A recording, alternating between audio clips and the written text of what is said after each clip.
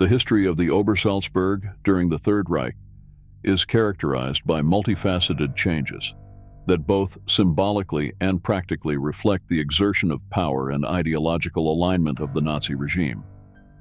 From an idyllic mountain village in the Bavarian Alps, the Obersalzberg evolved into a central locus of power and Führer cult under the rule of Adolf Hitler. This documentary illuminates the significant transformations and events that unfolded during this dark period of German history at the Obersalzberg, leaving a lasting impact that even today is still present. In the summer of 1935, the hill began to change its face decisively. First, Hitler's Haus Wachenfeld was enlarged, with the mighty central building with the retractable window becoming the centerpiece. The original Haus Wachenfeld was integrated into a side wing, and the service wing was built opposite. The architect was again Alois Degano. His involvement in the work was limited to the execution and submission of the plans. Hitler himself had worked out the design down to the last detail.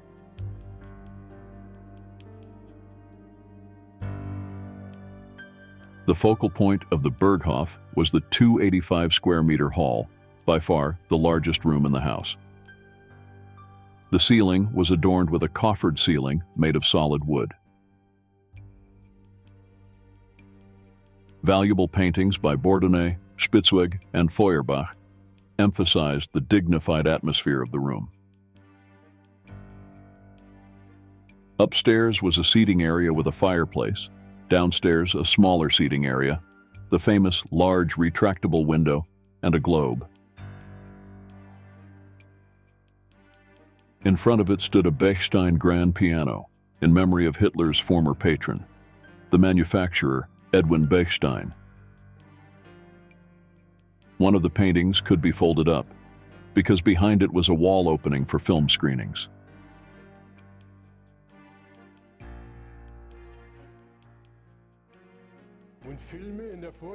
In the pre-war period, several films were shown regularly. The three major newsreels containing all the important things that happened in the whole Reich that week were always shown.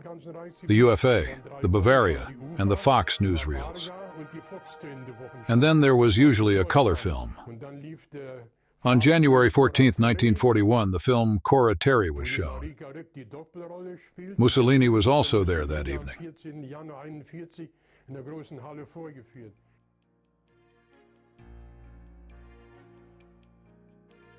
A wooden passageway led from the large hall into the old Wachenfeld house.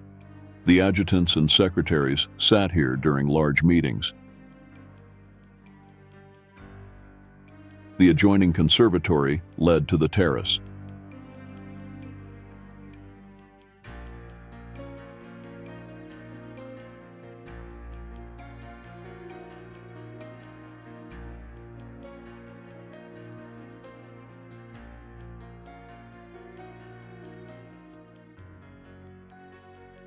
If you entered the Berghof via the grand staircase, you first reached the hallway. From here, you could either enter the large hall already shown, the service wing with the dining room, which, by the way, was completely paneled with Swiss stone pine,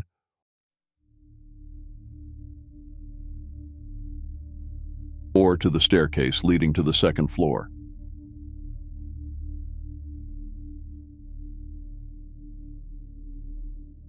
Here, above the large window, was Hitler's workroom.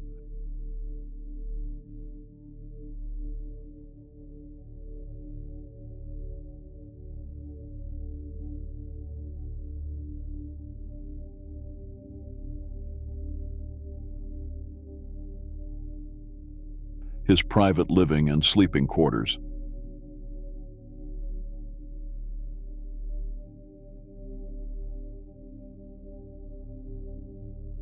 Next to it was Eva Braun's bedroom.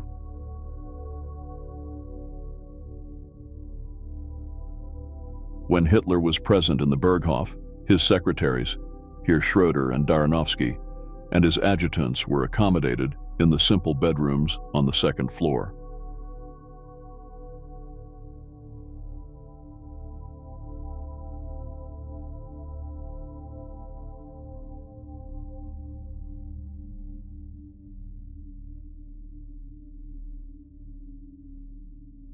the cellar of the left wing below the dining room, there was a bowling alley where Hitler often liked to bowl. Yes, he bowled a lot in the early years. There was a lot of bowling there in the early years. I still had to set up the pins by hand.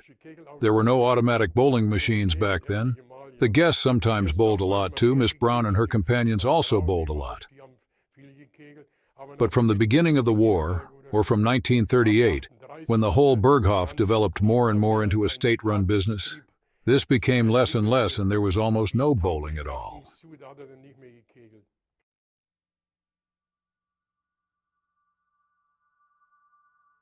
The Berghof had now greatly improved in form and appearance, and from then on, Hitler was able to receive political leaders and other important guests at Obersalzberg. By mid-1941, Hitler had received over 30 guests from all over the world at the Berghof.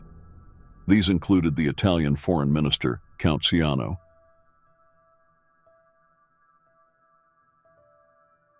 the Englishman, Lloyd George,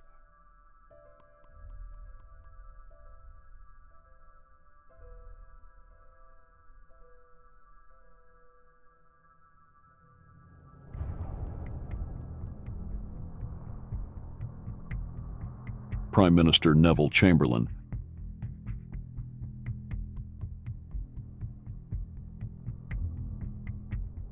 the Special Envoy Caliph Al-Hud of Arabia,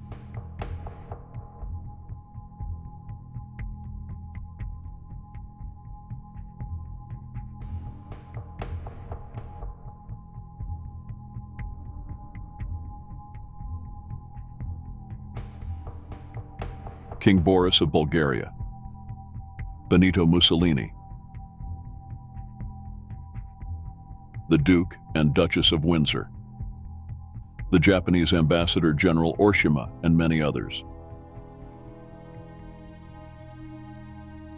It is said that, depending on their rank and name, Hitler either greeted his visitors at the bottom of the staircase and accompanied them to the top, or let them go up alone and waited for them at the top. The famous Grand Staircase, a showpiece and classification instrument at the same time. The entire Obersalzberg area was divided into several sectors, was extensively fenced in, and the access routes were secured by several guardhouses, as here above the Berghof, right next to the Hotel Zum Türken. This guardhouse is still preserved in its original form today. To keep out curious visitors to the Pension Moritz, now the Platterhof, Bormann had another guardhouse built between the pension and the adjoining outbuilding.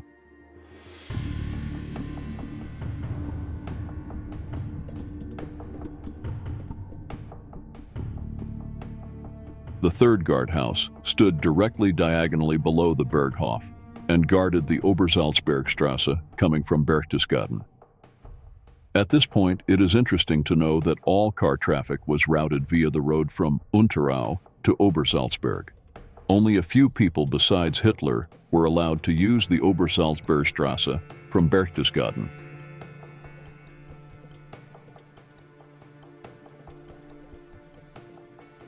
That same year, in November 1935, Bormann succeeded in acquiring the house of piano manufacturer Edwin Bechstein, which was only about 100 meters diagonally below Hitler's Berghof.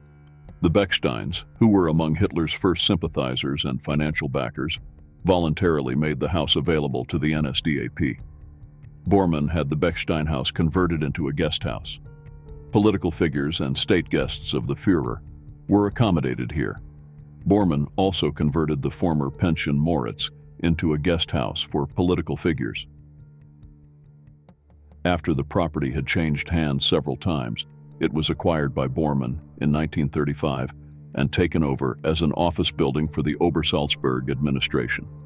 Bormann's command center was located here until 1937.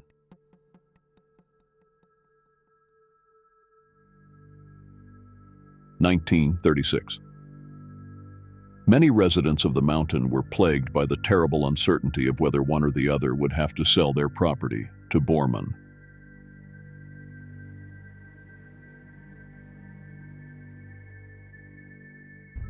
Here is a rare photo of Hitler's Berghof, with the former Oberwurflehen in the background.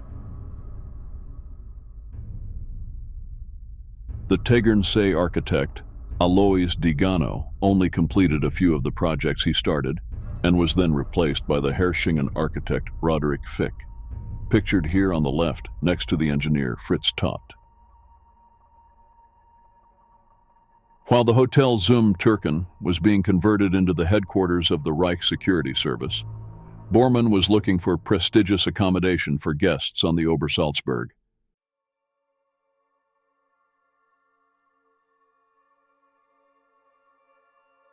He wanted to buy the Platterhof, convert it, and run it himself. The owners at the time, Bruno and Elisabeth Buchner, initially did not want to sell, but later calculated a selling price of 500,000 Reichsmarks. It was too high for Bormann, and the tenants initially had to put up with some harassment from Bormann's right-hand man, Gotthard Ferber. In May 1936, Gauleiter Wagner revokes the NSDAP membership of his deputy Nippold, Bruno Buchner, by means of a temporary injunction. The Buchners could no longer withstand Ferber's pressure and sold the property in July 1936 for 260,000 Reichsmarks. In the following years, the building was leased by the Obersalzberg administration to a Berchtesgaden innkeeper and not renovated until 1938. In 1937, Obersalzberg underwent its most serious changes, as in hardly any other year. Buildings were demolished overnight in a relatively confined space. Blasting was carried out. Earth was moved and projects were realized that were almost without exception the brainchild of a megalomaniac builder, Martin Bormann. And with this, we conclude our exploration of the Berghof. We hope you've enjoyed this insight and learned more about the history of this fascinating place. If so, we'd really appreciate it if you could give it a thumbs up, subscribe to our channel, and hit the notification bell to stay updated on future videos. If you want to find out more about the megalomaniac builder Martin Bormann, check out the documentary shown here. Thanks again for watching, and see you next time.